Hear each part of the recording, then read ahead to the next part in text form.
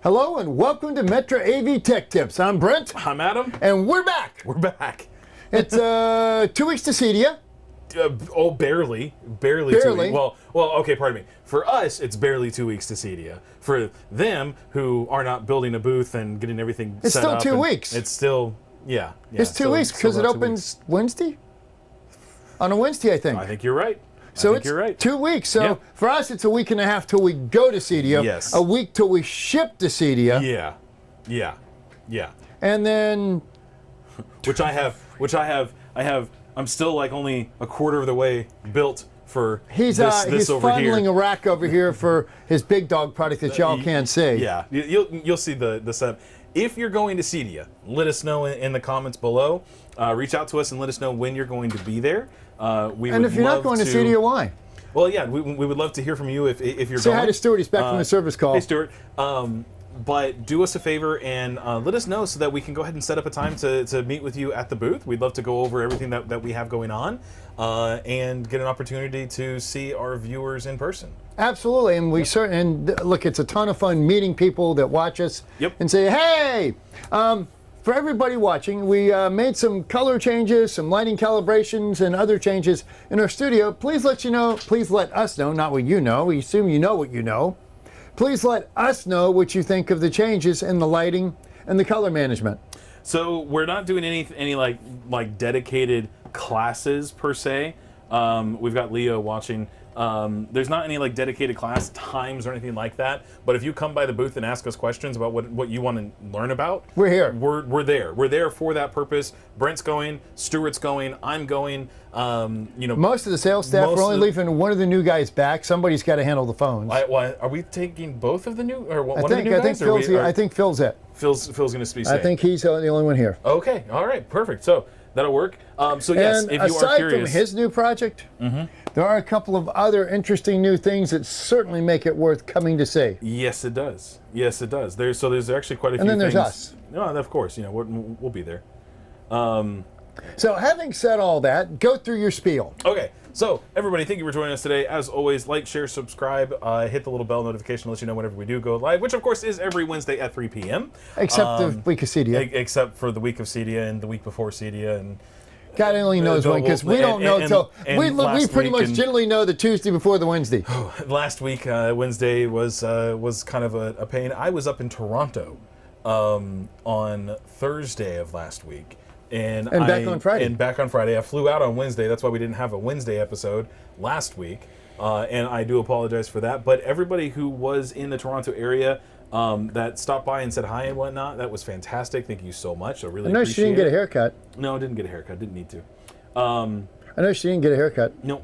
So I don't know what happened to... Where are your comments? I'm looking for my chat. I had my chat up there for a second. Oh, well. Yeah. Anyways. Big dog installed and loving it. Love it, Leo. I like to hear that. Thank you. Yeah, really good stuff. Okay, so everybody else, we have a topic of the show today. Is did you do the subscribe and the? Do we know our booth number yet? Yes. Do you know what it is? No. Why don't you look that up, so we can tell them what booth number we're going to be at. And I'll get started with our introduction of what we're going to be talking about today.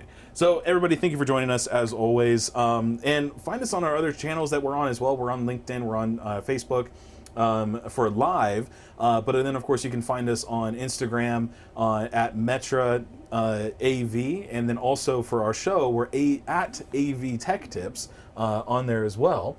We're booth number 10,009, so 10009. And where are we located? We're right up front. Right in the front door, just to the left of Crestron. Yep, Crestron's going to be there. So if you see the Crestron booth, we're just to the side of Crestron, so you can come find us there. Well, I'm honestly looking forward to this show because this will be my very first actual big real show. Cydia, right? Yeah. Because last year I went to Cydia, which wasn't Cydia. Went to Infocom the year before, or no, sorry, last year as well. This past spring. We went to Infocom this past spring, but then we went to Infocom last year around maybe in October-ish, somewhere in there. And you don't get to go to the good show. You haven't been to ISE. Great. No, I didn't get to go to ISE, but I heard a rumor that I'm going to next year, so we'll see. We'll see. We'll see. Anyways. And you did CES once.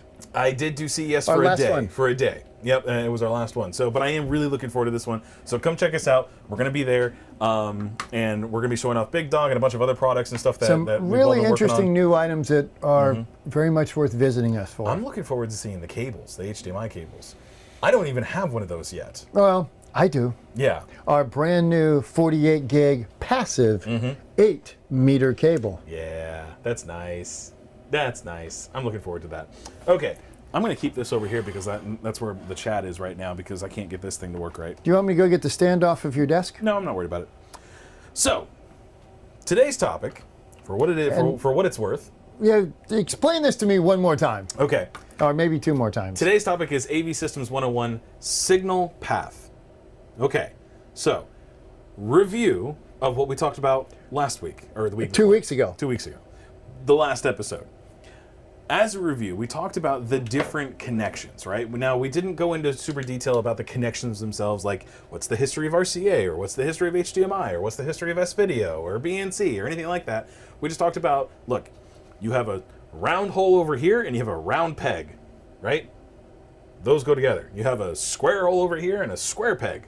Those go together. We did a show about that. That's basically what last episode Yeah, was. that explains why I didn't understand it. Well, because you're not very good at that, are you? No, you had the kid's toy and everything, I'm pretty right? good You at round hole and a square peg, baby. Yeah, this is very true. No comments. Big hammers. Yeah. So with that said, that's last week's episode, and I know that we kind of it felt, and I can attest to this. It felt like I drew that episode out. Because honestly, I did, but it went fairly long with a lot of information. Hand me the iPad for a second. Stuff. I'm going to read the chat for a rare occasion. For a rare occasion, you can't comment on every chat that comes through. Okay, so today's episode, though, we will not be having direct classes in the event that you. Okay. Yep, that's what we said. Yep. Okay. Stop by the booth and ask us questions. We'll be happy to answer those questions, or we can just give an impromptu class there if you need more information. Okay, so. Today's episode is we're talking about signal path, right? So last week... You said that. Yep, I know. Last week we talked about the connections themselves and how to make the connections, right? And just, here you go. Wasn't that right? a TV show? Love connection. You made that joke last episode as well. This week... It bombed then too, didn't it? It did, yes. Okay. This week's signal path is the concept of, okay, we've made the physical connections, but now we need to make sure that we get there along that entire pathway, right? So, here's the concept. We've got something like, say, an Apple TV, and I'm going to steal it from my display. We've got an Apple TV, right? This Apple TV on the back of it... By the way, that's one of the ones that works. For now. For now. I'm taking it to the show, so who knows what happens while it's there. This one has an HDMI output, right? So this one does not have a Toslink connection.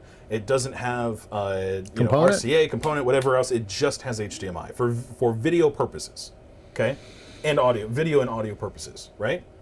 And technically control because you can do CEC and whatever else. But we're not holding on to that. Anyways, so with this here, with our HDMI connection, let's say, for instance, we're going to start here, and we want to wind up here. Okay? Okay. So we know the connections, HDMI, we need an HDMI cable. HDMI, we need an HDMI connection here. So just put an HDMI cable in, we're good to go. That's what we talked about last week. Pretty straightforward. But let's say, for instance, we have Again, something... HDMI cable, aren't we done? Pretty well, yes. In many cases, yes. But let's say, for instance, you have one of these in play as well. So this is a 4x4 HDMI matrix. This HDMI matrix has 4 HDMI inputs and 4 HDMI outputs. It also is an HD-Base-T output on it, and that's actually also part of the signal path that we have to understand. And HD-Base-T mean 4 HD-Base-T outputs.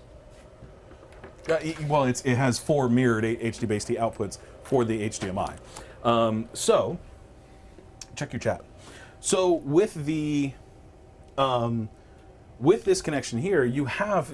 I can't argue. What's that? The chat. What do you say? Yes, he is. Can't argue. Yes, he is. Yeah. So... That's what you get when you get old. You're just an old square. It's hip to be square. You're just a square. With this matrix here, we have to think about the signal path that goes from this Apple TV through the matrix to that TV, right? Okay, so really easy, really straightforward, right? We haven't, other than the fact that this is a matrix and it has a lot of inputs and a lot of outputs, I say a lot, but we're going to just still the one TV. Where's the AVR? Well, I haven't gotten there yet. Oh, okay. Well, while Right. you're I'll be right back. Keep going. Okay. Keep going. Are you running away? No, I'll be right back. Anyways, Be right back. so once we go through this, it's again really straightforward. We have HDMI inputs here. We have HDMI outputs here as well. So we're going to go Apple TV into the matrix. We're going to go out of the matrix to the TV. Signal path is really straightforward. Starting point, end point, good to go. Still great. We just have a little bit of oddities here in the middle. I don't know what you're getting in there. That's a little frightening. So now we're going to take it one step further. Let's say, for instance, that we have a distributed audio system. So we know that audio and video is on an HDMI. You're getting a square? I'm a square. Oh, haha.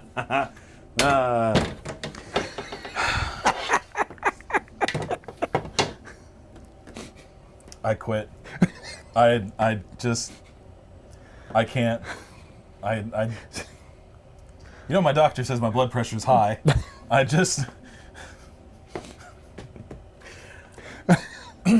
Okay, so We have, let's say for instance, in this case, right, what we're going to do is we're going to say we've got the Apple TV, we've got the Matrix, we also have a distributed audio system, ooh. and we have the TV. Do I need an analog input or a digital input into my distributed audio system? Let's pretend we need an analog, okay? We're going to make it, we're going to do that aspect, right? Okay.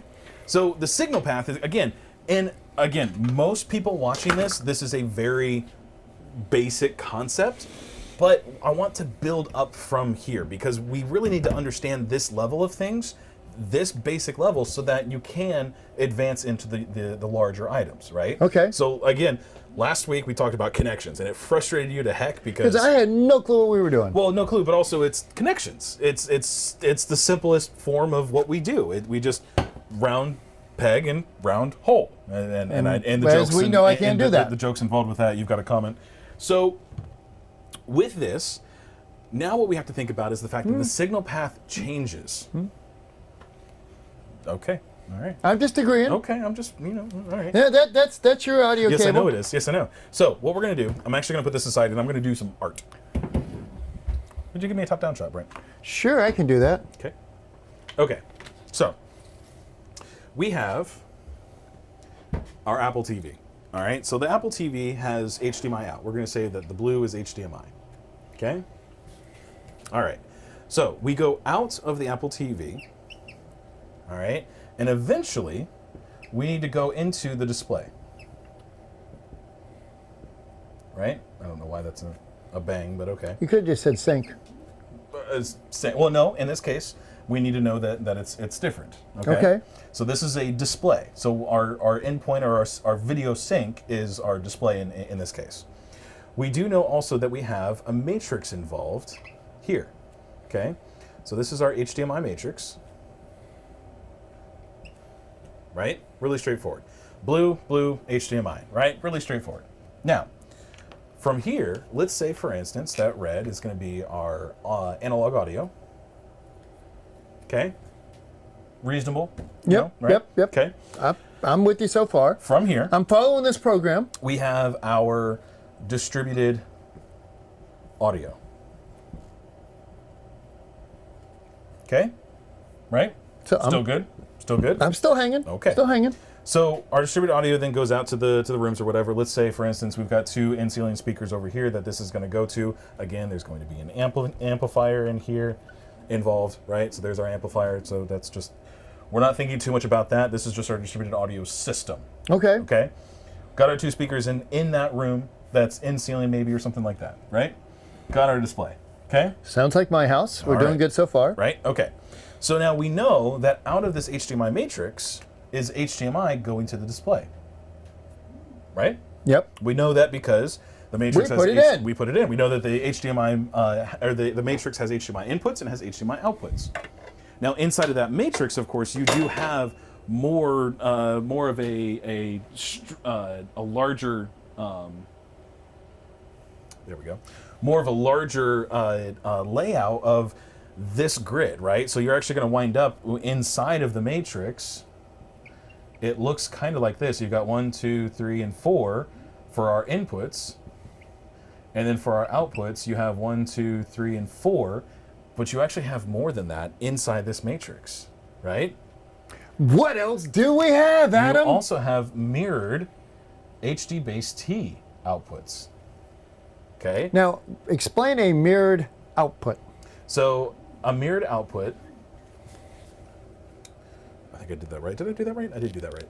So a mirrored output in this case is where we have an HDMI out for output 1. So for instance, but we also have output 1 is also going out HD base T the same signal, right? So the same source that's being used on output 1 is being used on the HDMI and the HD base T output of that thing. They're parallel. Yep, showing the same thing. They're not interchangeable or swappable. Discrete. They're not discrete to something different, right? They're not separate. Okay, so we know that that's happening. But that matrix, we're not done. There's actually more. But wait, there's more. what else is there? We have 4 audio outputs. Now I'm putting them over here because those are actually, oh, I can't put it over there. Hang on. There we go. So we have 4 audio outputs, and they're over here because each one has its own control, right? We're able to go out that matrix for audio. Any of the sources can go out of any of those audio outputs. Depending on how you set up your matrix. On how you configure it. Now, it's possible that we can do this, but we want to keep in mind that that's there as well. But wait. There's more. There's more. I ran out of colors, so I had to use black. So in this case, black is our digital audio. Okay? So red is our analog audio, black is our digital audio. We are mirroring the digital and analog audio outputs. Okay? So what one does, the other does. Right. So we have to think about this in our signal path, right? But you're not done. There's more. What else is on that matrix? Well, there's also IR. That's right. So IR, well, I'm out of colors. Well, okay, so IR is going to be black, but it's going to be dashes. Okay? So we have IR. Part of the signal path. Yes, that's true. So IR, we have 1, 2, 3, 4 inputs for IR. And then 1, 2, 3, 1, 2, 3, 1, 2, 3, 1, 2, 3, 4 outputs for IR. Okay? So this matrix has a lot. But wait. And there's more. There's more. RS-232. RS-232. I'm not going to put that one in here because we're running out of space. IP. No. It's IP input for control. We don't actually pass IP across. But we still have response on IP. So it is two-way data. So technically that one connection is a two-way Same with our communication. Yes. So, okay, we can, all right, just saying, it's a signal path. Here's our LAN connection, right? So we do just, trying to keep you on the ball here. No, you're good, right? So there we go. Okay. All right. There's a lot going on there. There's a lot going on in that matrix. Now, okay? the reality is, in most cases... But wait, there's more. The physical buttons on the front of the unit. Woohoo! However, the reality is, in most cases, 90% of the jobs are basically going to be IP control with HDMI, and that's it. Yes. However, that's just the beginning so that you know what you can do. Right. Okay. So we know that we have all of these possibilities, right? And we have all these inputs and all these outputs and everything else that's going on with this. Now, I've kind of intentionally drawn this kind of confusing, but kind of on purpose. An interesting question. Yes? Will you explain if HD base T is meant to replace HDMI or DVI in some cases? Am I reading that correctly? So, if HD base T is meant to replace HDMI or DVI in some cases? Yes. Well, it's an alternative to get the data to a longer point. It's an alternative transport. Exactly. It's a different road. Yeah. You're taking the overland highway instead of the expressway instead of going through the city streets. It's just a matter of distance. If you're going a short distance, the cable's great. Yep. Because HD base T doesn't do short. And if you're going a long distance, HD base T is great because passive cables don't do long distance. You have to go to active. We actually did an entire episode on HD base T a while ago. We should probably do another one. Yep. But you can go back and look at those episodes because we did talk about HD base T and what it's used for and kind of the best practices as well. Cool. They both have their place, and one is not better than the other. It's different applications. Right. Okay, so we're going into our HDMI matrix. Now, here's the thing. I need HDMI going to the display. We know this already, right? I also need analog audio going to our distributed audio system. I'm going to keep this drawn here so we can keep that as well. And then there's our speakers, and there we go. Okay, so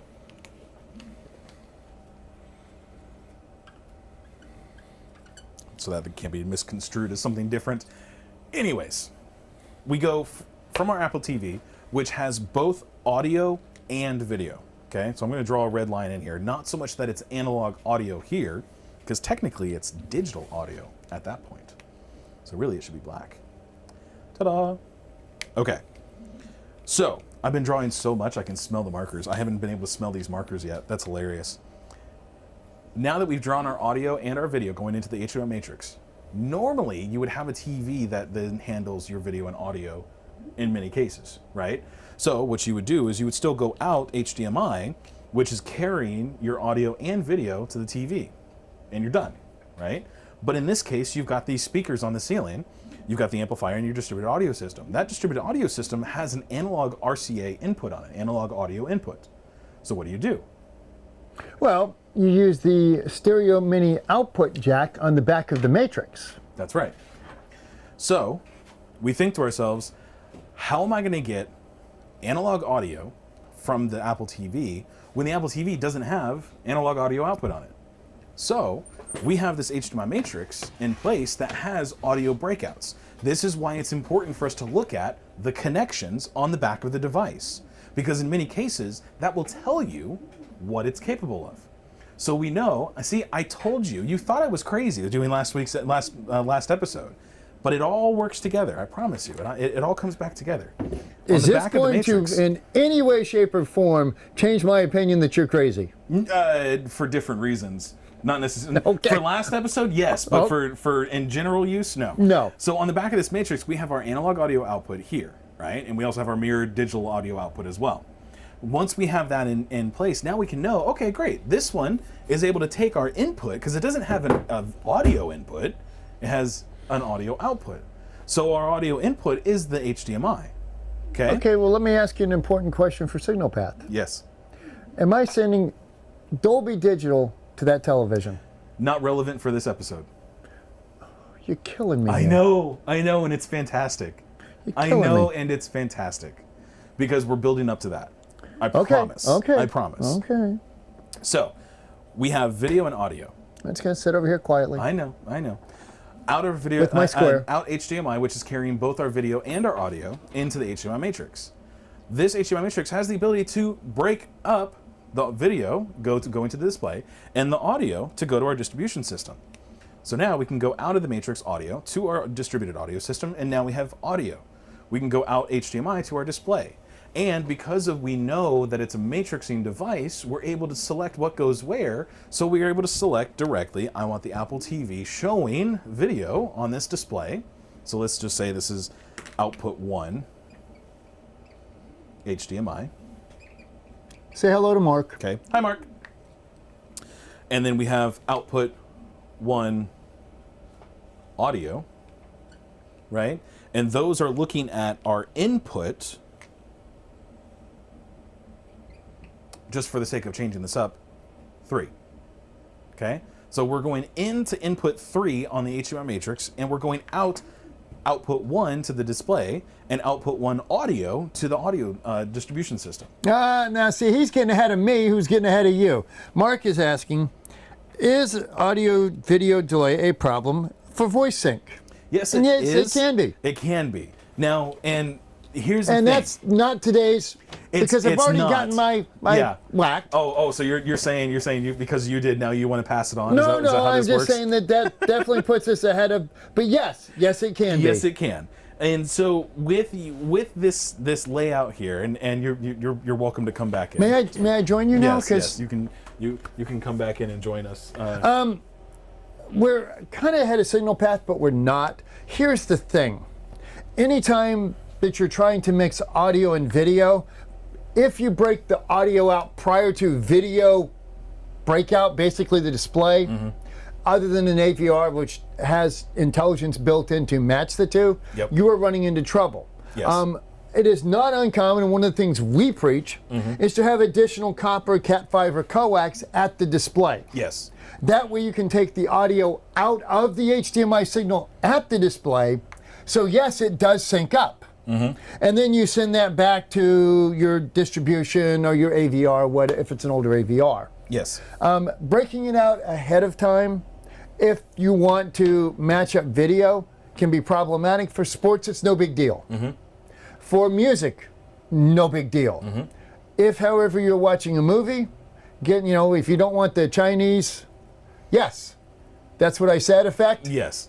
From the translations of the movies, you do need to break the audio out at the display. At the display itself. If possible. If possible, or use an AVR. Right. In that case. Now, there have been great advancements in HDMI and lip sync problems. So even something like our audio breakout device does really well. It's because they're designed for that? Correct. It's usually undetectable for the amount of delay that's there for the human interaction.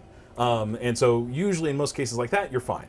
If you're going over Bluetooth, you're going to lose your lip sync immediately. But if you're going over a hardwired connection through like a DAC of some kind or an audio breakout, in most cases those are fast enough that they can handle it. Where you do run into an issue is particularly if you're using a matrix, if you have a variety of panels, different brands, different models, different series, very rarely will they even sync up with each other. Video-wise, right? So which is going to have So if we had 3 different panels here, even from the same manufacturer, right, you could have one that it flickers faster than or before one develops of the other the video faster than other ones. Right. So the reason why I wanted to talk about this episode this way, in fact, what you brought up about your interactions with square pegs and round holes is perfect for this episode. I'm glad I have a purpose. Because signal path isn't so much the fact of, okay, I've got HDMI here and HDMI here, right? It's the fact that I have HDMI video and audio here, and I have analog audio over here. How do I make that work? Okay? And this is why we ask you to call us in your system design. Well, yeah, and we want to help in those situations as well. So yes, please, a flow please call chart us. is your friend. Yes. Now, and that's what we've drawn here on the table today. You want this back? Yeah. Okay. Mark Silver, but you put the audio distribution before the display in your example. Yes, because in most cases you're going to be fine. Again, today the way that things are handling audio on an HDMI, it's much better than it used to be. So to get out of lip sync on a lot of these things, you're not really going to be running into here's the thing, on the matrix. We actually have, yeah. If the matrix tracks the output, not the input, Yep. the chances of you having a delay issue are greatly reduced. If you're tracking the input, yes, you can.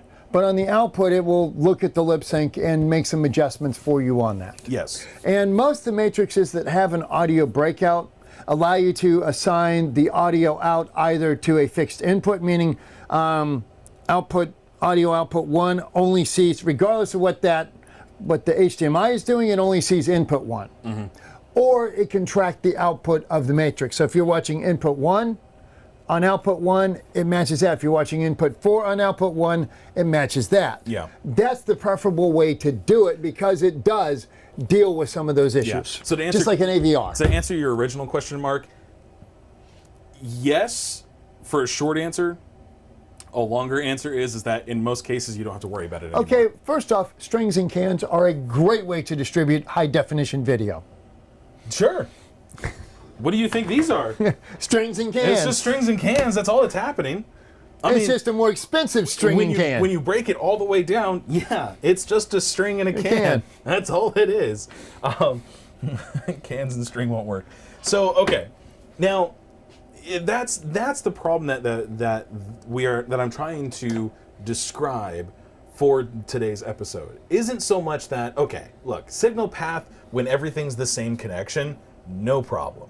Really straightforward. I've got an HDMI source, I'm going into an HDMI matrix, I'm going into an HDMI AVR, I'm going to an HDMI display. No problem. Hook it all up with an HDMI cable in between everything, and make sure your buttons are pushed correctly for the inputs and outputs, and you've got a picture. And you have audio. In most cases, 95% of cases that you hook it up and do that, it's gonna work.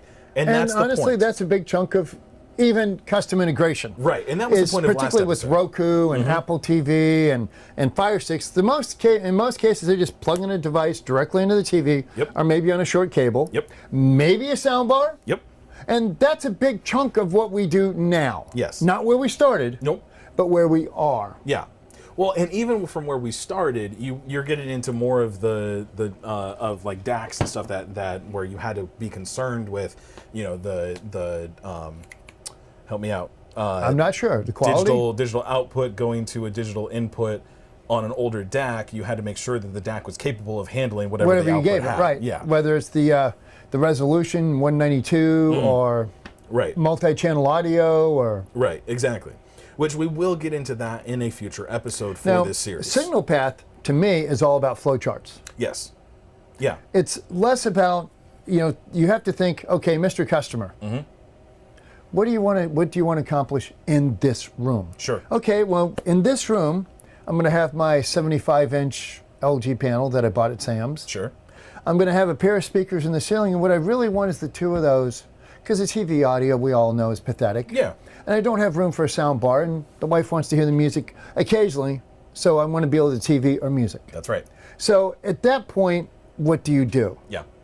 And one of the things that he and I recommend highly that you do is get your signal to your TV, however you're going to do it, whether it's through a matrix or a local Roku or Apple TV, and then break out there with a digital audio output back to your distributed audio system. Unless you have a centralized video system. If you have a centralized video system, I would say start there and break out. Yeah, but at that point. I'm looking at the audio, and I want to take my audio from my TV so it matches. So it matches. Which Right. if you want it to match every single time, I've got a distributed matrix for audio, which you have there. Yep. I have a distributed video matrix. I don't connect them there. I come off my display side and send it all the way back. and send it all the way back so it matches. Yeah. Now this is additional copper, but let's be honest. If you wired the house in early 2000, you got a component there anyway. It should already be there. You've got lots of cable. Right. So you do a D-to-D coming off your TV signal path. We take optical out on the TV. Yep. We convert it into digital coax. That's right. So you take your RCAs that you have from component back in the day. Yep. You run your digital audio back to here and put a DAC on it. Yep. Now, there are a couple of things that are mandatory. You have to make sure that your TV outputs PCM 2-channel audio. Yes. And sometimes they don't. We've run across issues like that. Yes. If that's the case, you are going to have a digital downmix device. Yep. And they do exist. Yep. To take that and convert it to 2-channel and maintain the center. Yes. Otherwise, or you'll get the garbled mess. Right. Yes. So, and again, you're getting a couple steps ahead, but you're right. The point of signal path is, for me, it's what am I starting with, and what does it need to be at the end, and then from there, it's can I find a device that will make that happen. Make it, convert it or transfer it or do whatever it needs to do to get to that point. And your customer will tell you what he wants, and if he doesn't know, it's your job to dig it out of him. Right. So in this case, let's say, we've already talked about the fact that we have an Apple TV as our starting point. This is with no audio breakout. No audio breakouts, right? We've got the Apple TV in place, but let's say that from the Apple TV, we'll throw a huge kink in all of this. We don't have an HDMI display. We have a component display. Then, Mr. Customer, you really need to go shopping for a new TV. Yeah, because the cost of a TV right now is cheap enough that you could just get another TV, put it in there, and call it done. Yep, and anything else, that's the right real world answer. Anything that's going to cheat you from HDMI down to component, I wouldn't promise is going to work for more than a couple of months because the break's going to happen, and you're going to. But I spent $1,000 for this HDMI to component converter, and now it doesn't work. Well, yes, sir, you are correct. Yep. No, so with that, for me, it's the thing in between. So let's run with that concept because the whole idea of this is getting to that. But you are correct. In a real world application, go buy a new TV. That's honestly just the best way to start with it. That's what I would do with it. Okay, honestly, when was the last time you did a job that didn't have HDMI? That didn't have HDMI, maybe 40p, 720p. When was the last time you did a job It was a surveillance job. It wasn't even a video job. Yeah, it was a surveillance job. It was just an old monitor that they had there still, and it had a component input on it, and I just ran with that. Do you have a monitor at your house that's tube? Do you have a I do. I have a tube TV. I do. That has composite input on it. It doesn't even have a component input on it. It's got composite and RF. Is it a Magnavox? Zenith. Oh, close enough. Right. Please don't tell me your kid's video game is on it. Nope. My video game is on it. Because classic video games look better with scan lines. Because they knew that scan lines were there, so they made it look like you were just looking through a screen door. And it gives you the illusion of either a curve or you know what it gives else. you? It gives you nostalgia. That's what it gives you. Sure. Okay. Whatever. Wow. Whatever.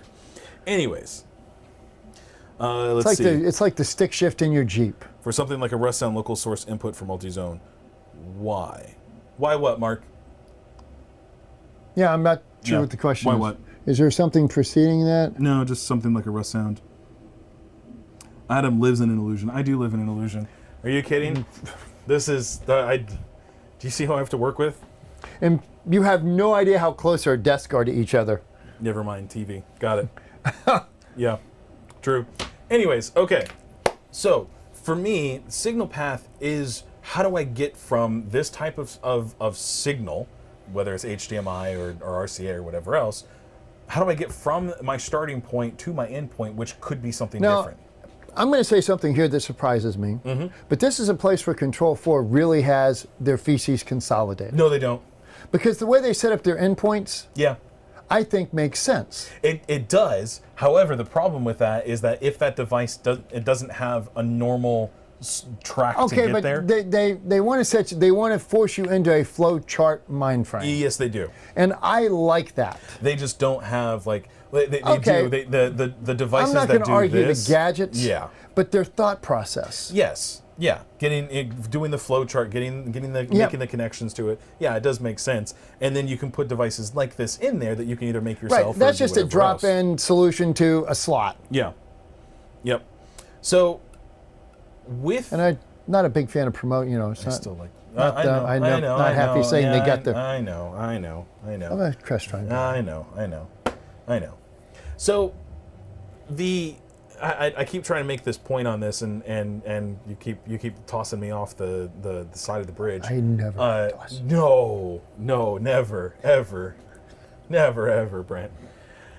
Anyways, the point I'm trying to make with this is that with the signal path, the reason that we have signal path in mind when we're designing a system is because in most cases, almost every job that's done nowadays, yes, in many cases you're going to have HDMI, right? Really straightforward, no problem, you just move on. But many times you're going to have to convert or change, hey, this Apple TV doesn't have an analog audio output on it, but I need analog Right, audio. because it has Spotify, it's got Pandora, That's right. got Amazon Prime Music, it's got all the function, it's got all the cool stuff on it. Right. Or in this case, this Apple TV doesn't even have a digital Toslink output, right? Anymore, which is sad. It is sad. So with this Apple TV, let's say, for instance, I need a digital Toslink input on my distributed audio. Maybe something like a Triad or another brand that has digital inputs on it. So with those digital inputs, maybe I need to go out of, we're not doing analog at this point, we're doing digital. So I need to be able to get to, will you give me a top-down shot? I need to be able to go into my distributed audio system with a digital audio input on it. So here's my black for digital audio. Now in this case, the signal path could change. Let's say, for instance, this HDMI matrix isn't the one that we've been talking about. Let's say, for instance, it's our CS44MEE, which does not have audio breakout, right?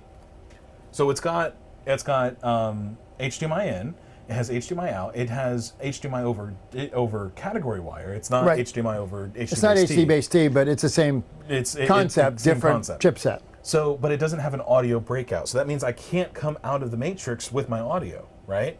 So in this case, I have to go either to the display, which works because in your instance where you have some kind of copper to make it back, I can go, or not, maybe not copper. Well, actually, this plays into that.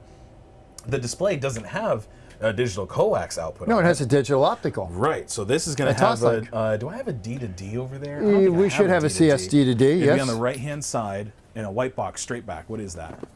Not that, not that, not that, not that, not that, not that. I may or may not have one there. I may have loaned it out and never got it back. That is going to be my assumption at the moment. Then that's what it is. Okay, so we have one of our products is a D to D. It's a digital to digital setup. Path setter driver. That's right. That's the one that Control 4 uses for their stuff. So with the, it's not going to be in those, Brent. It's been absconded with.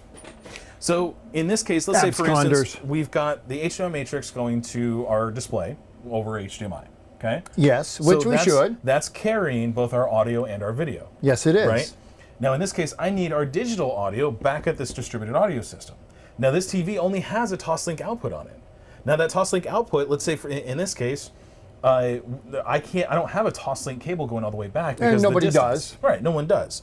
So in this case, I need something in here to convert this from a Toslink connection, right, to a digital coax. Which could be any kind of coax. Typically, it'd be a coax with an F connector on it. Sure, but it could be one with an RCA. And then from there. So we've got our digital coax connection, but now we need a box in here that's actually going to convert that. This is all part of the signal path. We are greeted with a problem, right? The problem is I need digital coax here, right? I'm starting with HDMI, but I need digital coax here, right? Okay. The first problem was that I needed a picture on this display and 3 other displays, right? That was the first problem. So we solved that with the matrix, right? But we're going now, the next problem is we need digital coax at this display. None of our displays, at this distributed audio system, none of our displays have digital coax output on them. So we go Toslink, then we go into, in our case, we have the CSD2D. Yes. Right? And this CSD2D takes an input, right? An input of Toslink, and it outputs our digital coax. It also does it the other direction as well. You can input digital coax and output Toslink, but that's another matter entirely. Now, suppose you don't have a piece of coax there. Right. What do you do? Well, you're looking at, you've already pulled it up right there, so I'm cheating, but let's say, for instance, you do have something like a run of category wire, right? So now here's the thing. Our path is screwed up because I don't have a digital coax run back. I have category wire running back. So we have to think about our signal path, right? We're coming out the display Toslink. Yes. Right? Yes. I still need, at this point here, I still need our digital coax. Yes, you do. Right? So now instead, but the problem that we have isn't that we have this here. Our problem is that we have 2 different connection points, 2 different types of connections. So what we have in between is we have our LAN. Well, it's not LAN. It's going to be a category. I shouldn't say it's LAN. Let's say it's CAT. Okay. So we have a category wire that goes in between these locations, right? So this is hindering us, right? I can't just put a D to D on here, right? Nope. Right? I can't just do that. There are people that will try. They'll solder a tip on the CAT cable and think they're fine, but don't. Yeah, Mark, you can do digital to analog, do a D to A, and that works just fine in those cases where you can use that. The analog. But in this, for instance, we need digital coax at this. Now, what we could do is we could do a D to A and then convert it over to an A to D. But that's so many extra steps of converting it and so many extra devices that it just takes away from the signal too much. So instead, in this case, we're going to use our CS-C5DE, right? And what is the C5DE? This is a category 5, or so Cat 5 device, but it's a digital audio extender. And what connection points does it have? On the input side, it has a Toslink and a digital coax input, but only one is hot at a time, so you can't use both, and it doesn't flip-flop back between them. And then the outputs on that one, both are hot. So we have digital coax and digital Toslink on the output side. But in between, it uses a single category cable. Right? So you put one side of it over here, one side of it over here, and now you've made your connection. Okay, now I'm going to push your signal path a little further. Okay. So I'm going to go back to a digital AVR. Back to a digital AVR. You know, an AVR with a digital input. Sure. But I also want to put an analog into my distributed audio. So now I want digital and analog audio Okay. over the same path. So, and again, I'm cheating because I can see your screen of things that you looked up. But Look, I'm trying to help you I here. know. No. This is good. This is good. So in our case, what we have is we have the CS-C5DE, and that's our digital audio extender. But we also have our CS-C5ADE. All right, which I don't have sitting here right now. But the CS-C5ADE is the same as the C5DE, but it also has analog on both sides. It has an analog input on this side and an analog output on this side, as well as the Toslink and digital coax and the Toslink and digital coax on the output. So what that thing it can do is, again, only one input is hot at a time. So the analog can be hot, or the digital coax can be hot, or the digital Now, when he Toslink says can be by hot, only one can be physically plugged in. yeah, only one can be plugged in. And so then from there, on the output though, on that one, all of the outputs are still hot. They're still capable of being used at the same time. So you can get digital and analog simultaneously. That's right. So let's say, for instance, like you said, we have an AVR of some kind going somewhere else, you know, doing whatever else. And this one has we're doing analog into our distributed audio system. Is that right? Yep. Because most are. Yeah. And so we go analog into our distributed audio, and then we're going to do digital into our AVR. Now in this case, again, and I'm getting ahead of myself as well, in this case, this does not do any down mixing, so it has to be given PCM in order to use the analog output. So you have to be giving it stereo audio for the analog outputs to be working, okay? So. Well, for the analog, for the analog outputs to be working. Yep, that's the easiest way to describe that. If you want to use the analog outputs, you have to use PCM. But we're getting ahead of ourselves with that because that's that's another episode, which we're going to get to. I'm not done. This series is probably going to wind up being 3 or 4 episodes.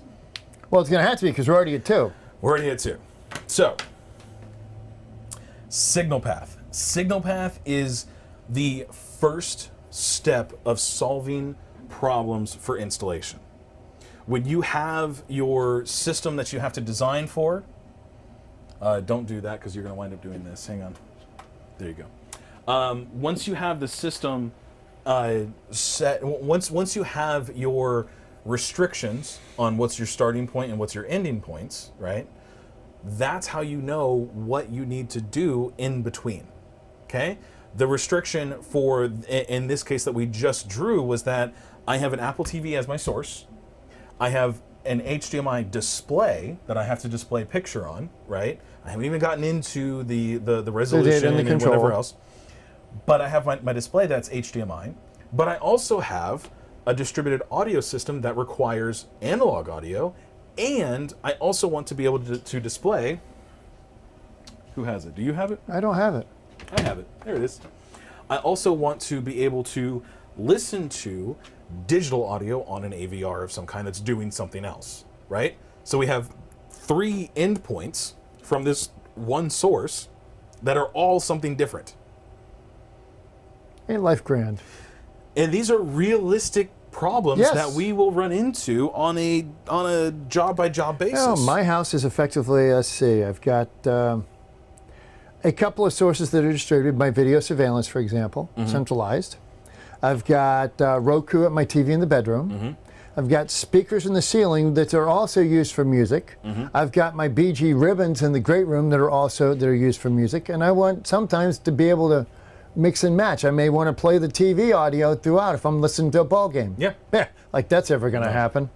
But not, you know. Sure, yeah. I want the option. Yeah. The experts are asking, so this is a little, again, we're getting into future stuff, but they're asking, wasn't there something about the output on a Samsung TV that it does or does not do PCM or Dolby Digital? Here's the thing about Samsungs. Now, this is not a blanket Samsung statement. No. Because different series, different capabilities, but traditionally, yes, Samsung would not allow Dolby Digital in on the HDMI inputs.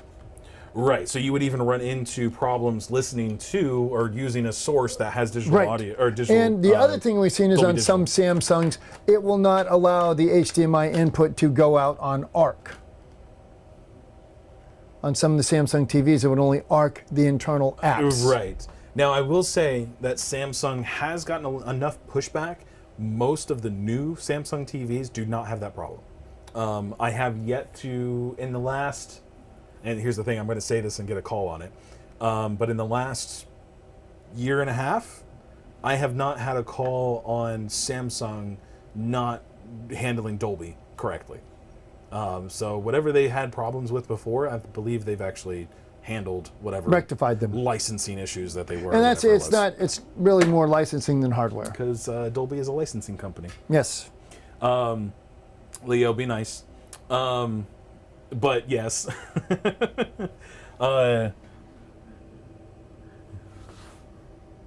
There. Oh. Yeah. Yeah, well. Yeah. Yeah. Yeah. Let's see. Mark Silver saying, Brent, kudos for the B&Gs. Oh, I got the 520i's, the last pair out of the factory, and running it on my Parasound. By the way, I got the, completely off topic, but not because we're talking signal path. I did get the WIIM. Looks like a little Alexa Dot. Weem. Weem. The Weem.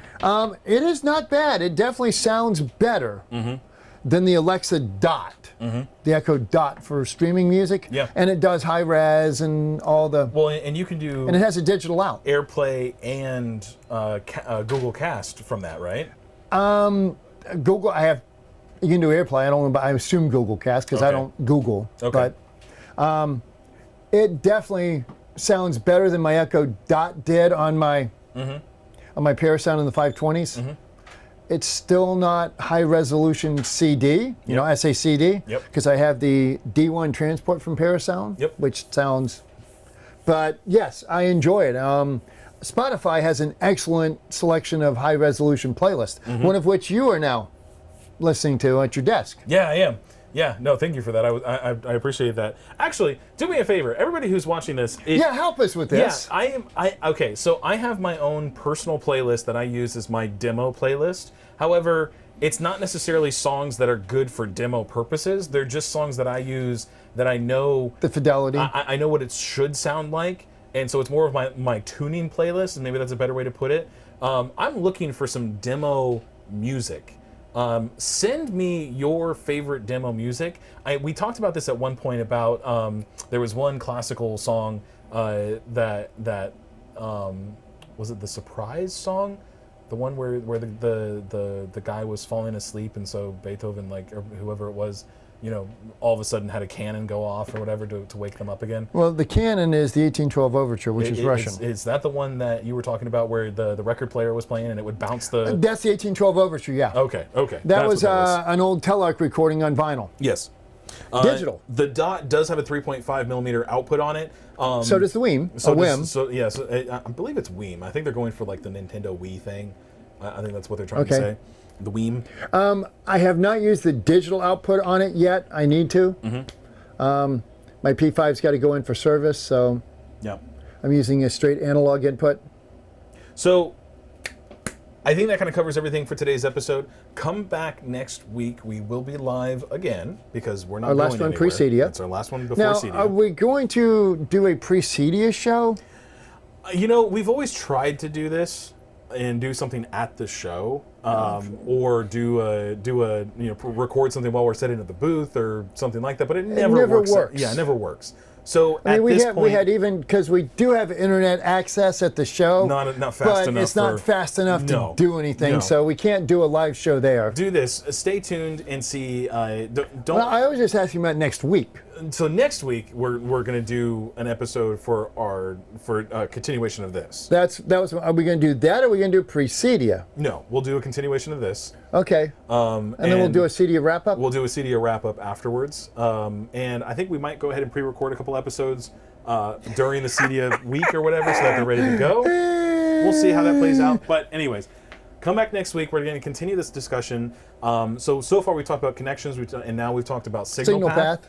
So now that we've talked about these things here, now we need to talk a little bit about what the signal is, right? So we're going to talk about signal construction. See, personally, I would have gone backwards on that. Okay, where would you? I would know what my signal is before I create my path. So, I see why. why you would do that. I really do. However, I'm the teacher for this one, so you're going to have to play along. Let's see. I have a demo disc given to me from Gary Coe of Genesis that I use along with the demo disc from Usher speakers. And the Genesis, that man knows the speaker design. Yeah.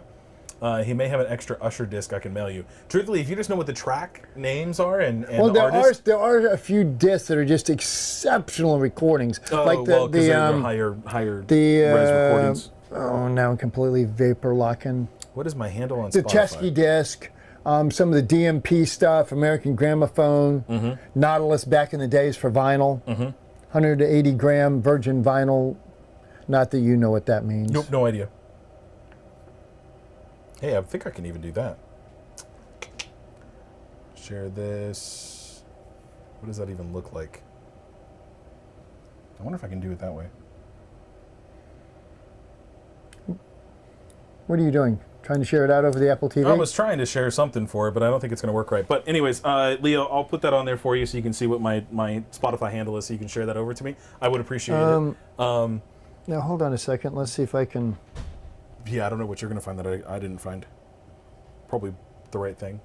Anyways, all that to say, everybody, come back next week. We're going to talk about signal construction and basically what is the signal itself and why does it feed into what we've talked about so far. That's important stuff because you have to make sure that you have everything going. Now that we have everything going where it's supposed to go, we now have to make sure that we can actually get the signal type that we require. Nope. I was going to throw it to the Apple TV, but... All you're doing is making it play. Yep. Yeah. Yeah, so... Yep, don't want to do that. Anyways, so everybody, thank you so much. I really appreciate you watching the episode with us today. We'll get the Spotify stuff figured out so we can get more of those favorites that you have for it.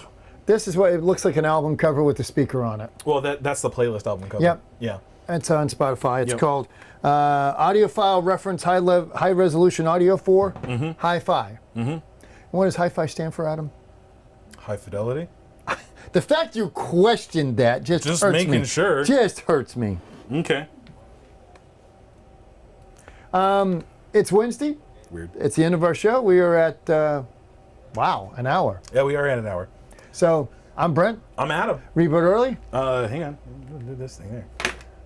Reboot often. Turn off CEC. Don't cut your wires too short. And call tech support. And make sure your HD base T is 20 meters long. Have a great week. Bye, everybody.